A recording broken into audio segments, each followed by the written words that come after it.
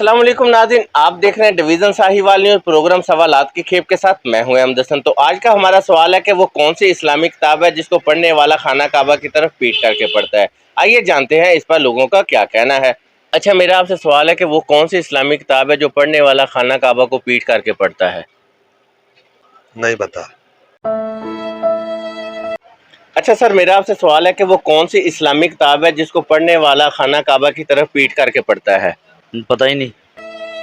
अच्छा सर, मेरा आपसे सवाल है कि वो कौन सी इस्लामी किताब है जिसको खाना काबा की तरफ पीठ करके पढ़ा जाता है। मुझे नहीं पता जी इसको मतलब। अच्छा सर, मेरा आपसे सवाल है कि वो कौन सी इस्लामी किताब है जिसको खाना काबा की तरफ पीठ करके पढ़ा जाता है। सर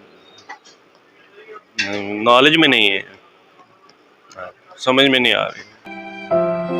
अच्छा, मेरा आपसे सवाल है कि वो कौन सी इस्लामी किताब है जिसको खाना काबा की तरफ पीठ करके पढ़ा जाता है। कुरान पाक।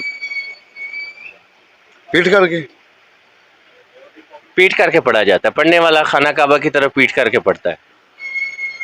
अल्लाह बेहतर जानता हूँ। आपसे सवाल है कि वो कौन सी इस्लामी किताब है जिसको खाना काबा की तरफ पीठ करके पढ़ा जाता है। मुझे नहीं पता, अल्लाह बेहतर जानता। जी नाज़रीन, ये था हमारा आज का प्रोग्राम जिसका दुरुस्त जवाब था खुतबा की किताब जिसको खाना काबा की तरफ पीठ करके पढ़ा जाता है। अगले प्रोग्राम तक दीजिए इजाज़त, देखते रहिए डिवीज़न साहिवाल न्यूज़। अल्लाह हाफिज़।